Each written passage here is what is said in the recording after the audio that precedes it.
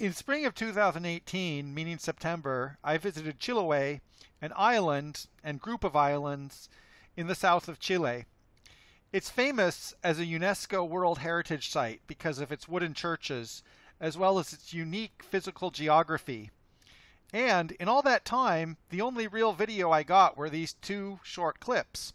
I got a lot of static pictures, but at the time, I really wasn't taking video, which today I regret because there's a lot of natural wonders in this area that I only have static photographs to show.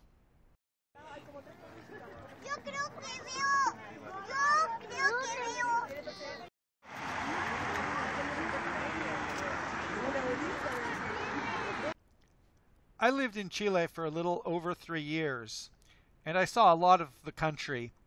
I saw Santiago, from the skyscrapers to the middle-class neighborhoods, to places like Avenida Oscar Bonilla, where they paint murals of Eazy-E.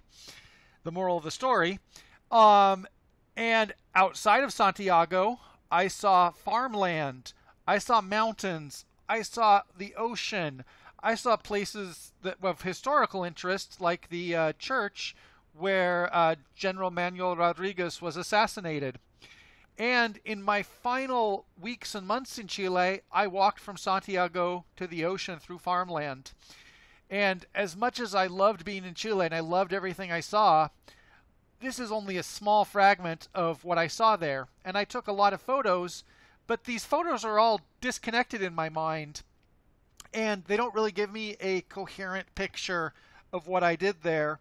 So sometimes I wish these photos had more narrative to them.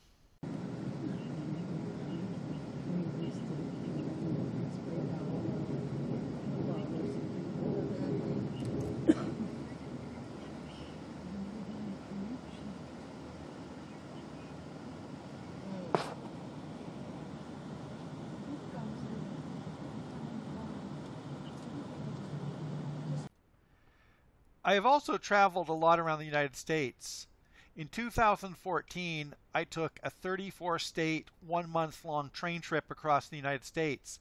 And in that trip, this little clip of me crossing the Mississippi River is the only video I got. Even though I traveled to New York City, including the corner of Putnam and Franklin, I traveled to Portland, Maine, I traveled to Boston, Washington, D.C., New Orleans, Colorado.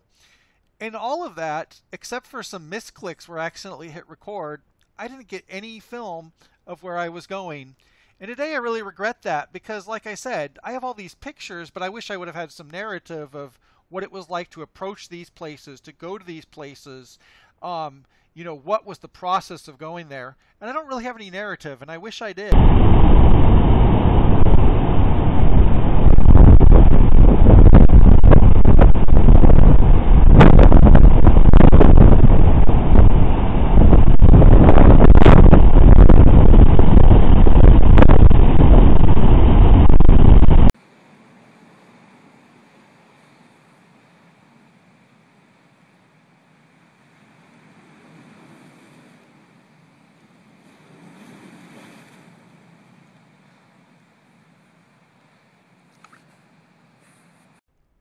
I also at one point lived on the Oregon coast, which is a place of great natural beauty.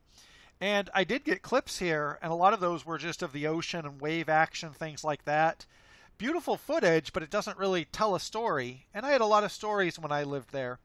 And ironically, even though it was just a Facebook like, a movie director actually liked one of these clips. So maybe I should have taken that as a hint to keep going.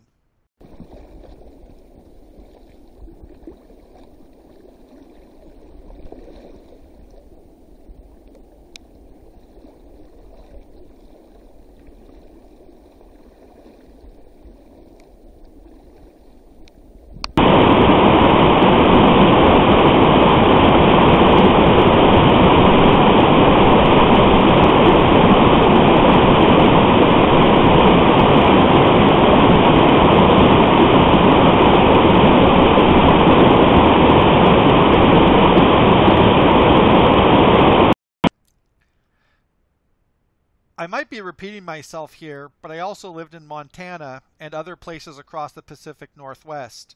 too many to name, and I wish I could name them all. And these are also places of great natural beauty. But a lot of times, I just have clips, water.